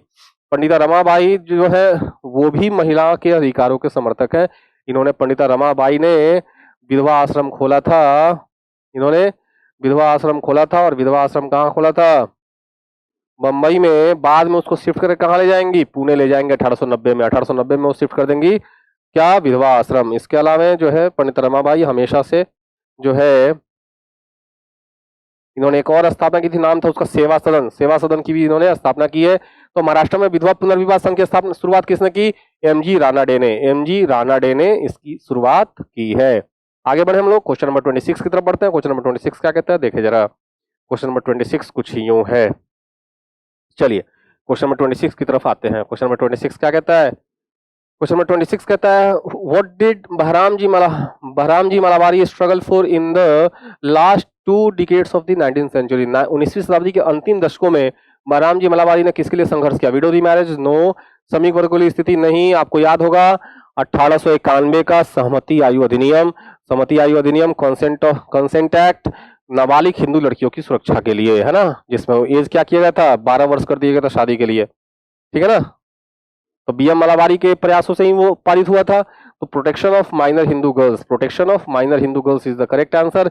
वो विवाह के आयु को बढ़ाने के समर्थक रहे हैं और महिलाओं के अधिकारों को लेकर के भी ये बहुत ज्यादा अग्रसर रहे हैं। तो प्रोग्रेसिव लोग उस समय भी थे, ऐसा नहीं था कि उस समय सिर्फ कंजर्वेटिव लोग हैं। और जो प्रोग्रेसिव थे उन्हीं का नाम इतिहास में दर्ज है। जो कंजर्वेटिव रहा वो कहीं नहीं पूछा जाता है। कोई पता है किसी का नाम है? आपको पता है किसी कंजर्वेटिव लोगों का? एक राजा राधाकांत देव दिखे, क्योंकि उन्होंने धर्म सभा की स्थापना की थी। बाकी तो कोई याद नहीं है। जबकि इतने प्रोग्रेसिव लोग हैं जिन्होंने वो उस समय के समाज के विरोध में काम किया। उस समय जब समाज करता था, तो इसीलिए समाज हमेशा सही काम नहीं करता। समाज का किया हुआ काम हमेशा सही हो जरूरी नहीं। समाज हमेशा भेड़ चाल में चलता है। समाज भेड़ देखते हैं, भेड़ जब एक भेड़ चलता है उसके पीछे पीछे हजारों भेड़ चल देती हैं। तो समाज भेड़ चाल वाली होती है। समाज का किया हुआ हर काम, लोग कहते हैं ना, मम्मी पापा कहते हैं अरे समाज क्या कहेगा, 4 लोग क्या कहेंगे। समाज तो करता ही है हर चीज गलत। देखा देखी चीजें होती हैं। तो उसके अगेंस्ट में कोई आगे खड़ा हो जाता है तो लोग कहते हैं अरे तेरी, ये समाज के खिलाफ आगे कैसे खड़ा होगा, इसकी हिम्मत कैसे हुई समाज के खिलाफ खड़े होने की। जिस समय सती प्रथा के खिलाफ खड़े होंगे राजा राम मोहन राय, उस समय भी यही बातें चल रही होंगी कि इसकी हिमाकत कैसे हुई, इसने तो, ये पागल आदमी है, ये तो दिमाग से खिसका हुआ आदमी है। समाज उसको पागल घोषित कर देगा, समाज से बहिष्कृत कर दिया जाएगा। यही आज भी होता है। यदि समाज के खिलाफ जाके यदि काम आपने किया तो आप इतिहास में नाम दर्ज कराएंगे। याद रखिएगा, भले ही वो समाज आपको दुत्कारे हैं क्यों ना, क्योंकि आप प्रोग्रेसिव लोग हैं, आप प्रोग्रेसिव दिमाग तरीके से सोचते हैं। ठीक है। अभी हमारे यहाँ महिलाओं को रात में निकलने की आज़ादी नहीं है, अभी भी नहीं है। मेट्रो सिटीज में निकलती हैं महिलाएं, लड़कियां, लेकिन अभी भी छोटे शहरों में निकलने की आज़ादी नहीं है खुद से। ठीक है। तो महिलाओं के हक के लिए आधी जनसंख्या है ना जी इस धरती पर, दोनों के रहने से ही धरती चलेगी, स्पीसीज बरकरार रहेगा इंसानों की। सिर्फ पुरुष अपने अधिकारों की बात कैसे कर सकता है? What was the main goal of Wahhabi movement? Wahhabi आंदोलन का मुख्य लक्ष्य क्या था? वहाबी आंदोलन का मुख्य केंद्र जो है वो पटना रहा। याद रखिएगा, वहाबी आंदोलन का मुख्य केंद्र क्या रहा है? पटना रहा है। और इसका एकमात्र उद्देश्य था इस्लाम को शुद्ध करना। हालांकि वहाबी आंदोलन को इसलिए भी याद रखा जाएगा क्योंकि 1857 के क्रांति में इन्होंने जम के भाग लिया था, तो वहाबी आंदोलन इसलिए फेमस भी हो गया। हालांकि ये टोटली जो है मुस्लिमीकरण से संबंधित आंदोलन है, इसीलिए इसका जो है प्रभाव भी सीमित रहा। ये एक तरह से सांप्रदायिक आंदोलन है। एक तरह का कैसा आंदोलन है? सांप्रदायिक आंदोलन है, क्योंकि यह सिर्फ जो है मुसलमानों के हितों के बारे में सोचता है, मुसलमानों का पक्ष रखता है। तो इस्लाम को शुद्ध करने की ये जो है अभियान थी। 1857 की क्रांति के वक्त ही ये अभियान चल रही थी, उसके बाद भी चलती रही, लेकिन 1857 की क्रांति में इन्होंने भाग लिया है, तो इसलिए जो है ये एक प्रमुख आंदोलन के रूप में उभरा। इसके नेताओं के बारे में हम पढ़ेंगे जब बिहार के जीएस में हम पढ़ेंगे, उस समय वहाबी आंदोलन बहुत डिटेल में पढ़ेंगे। एक लोकल नेता के बारे में पढ़ेंगे, क्योंकि वहाबी आंदोलन का मुख्य केंद्र पटना ही था। अगले क्वेश्चन पे चलते हैं। अगला क्वेश्चन 28 नंबर कहता है कि the first Indian women's university was established bye, किसके द्वारा? अभी बात हो गई है भाई, अब ये मत बोला मैंने पढ़ाया नहीं, मैंने बताया नहीं।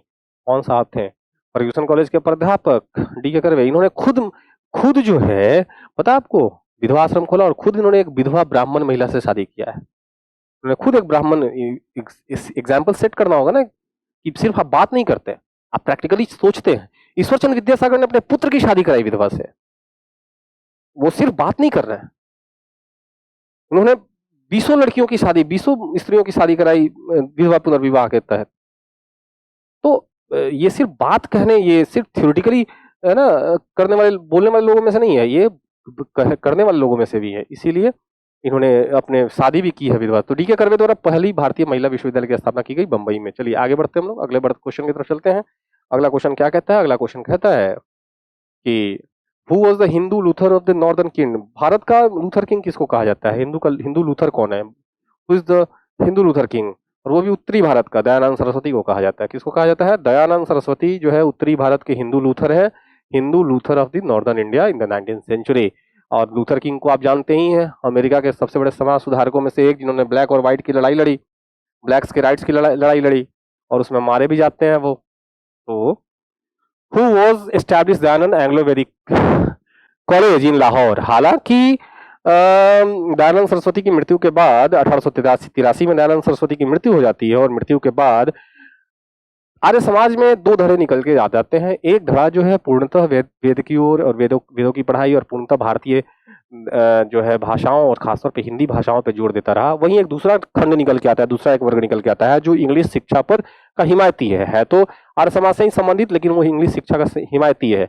वो वेदों का प्रभाव जब बढ़ाना चाहता है, लेकिन इंग्लिश शिक्षा के माध्यम से, इंग्लिश के थ्रू जो है वेदों को बढ़ाना चाहता है। तो इसमें लाला हंसराज जो है, सबसे पहले लाला हंसराज जो है, उन्होंने दयानंद एंग्लो वैदिक कॉलेज की स्थापना की। कहाँ पे? लाहौर में 1886 में। कब खोली? 1886 में सबसे पहले लाहौर में लाला हंसराज ने दयानंद एंग्लो वैदिक कॉलेज, जो आज के समय में डीएवी के नाम से जाना जाता है, डीएवी के नाम से जाना जाता है, डीएवी स्कूल्स, डीएवी कॉलेजेस जो है कई सारे हैं। ठीक है, तो ये जो है आर्थिक और सामाजिक सुधार आंदोलन का पहला भाग था। पहला भाग, दूसरा भाग जो है अगले कल आएगा। इसके बाद तीसरी भाग भी आने वाली है, अर्थात ये हम लोग बहुत डिटेल में चीजों को हम देखने वाले हैं, हर क्वेश्चंस पे हम अप्रोच करने वाले हैं, हर क्वेश्चंस को सॉल्व करने वाले हैं। हालांकि इसमें बहुत ज्यादा फैक्ट्स है, हम सारे फैक्ट्स को कवर नहीं कर सकते, लेकिन एग्जामिनेशन पॉइंट ऑफ व्यू से मैक्सिमम फैक्ट्स को हमने कवर करने की कोशिश करी है, स्टेटमेंट के फॉर्म में या वन लाइनर के फॉर्म में। तो आशा है कि आपको बहुत मजा आया होगा इस लेक्चर को देखने में, बहुत अच्छी लगी होगी ये लेक्चर। तो अगर आपको यदि अच्छी लगी है लेक्चर, तो आप जो है जरूर लाइक करिए, साथ ही साथ शेयर करना ना भूलिए, और जो नए बच्चे हैं वो सब्सक्राइब करें और नोटिफिकेशन का बेल आइकन दबा दें। जाकर के वहाँ पे नीचे में जाकर देखो क्या है, टेलीग्राम का चैनल है, वहाँ पे जाके क्लिक करो, टेलीग्राम चैनल ज्वाइन करो, सारे कंटेंट पाओ, है ना। हम टोटली डेडिकेटेड है बीपीएससी के लिए। लेवल ऑफ बीपीएससी आपके लिए बहुत अच्छा प्रयास करेगी, आगे भी करती, अभी भी कर रही है, और आगे तो बहुत शानदार चीज़ आने वाला है। हर एक चीज़ आप बस इंतजार करते रहिए, है ना। हम टोटली आपके लिए डेडिकेटेड है। तो इसी के साथ लेता हूँ आज के लेक्चर से विदा। मिलते हैं हम लोग अगले लेक्चर में, तब तक के लिए धन्यवाद। Thank you so much.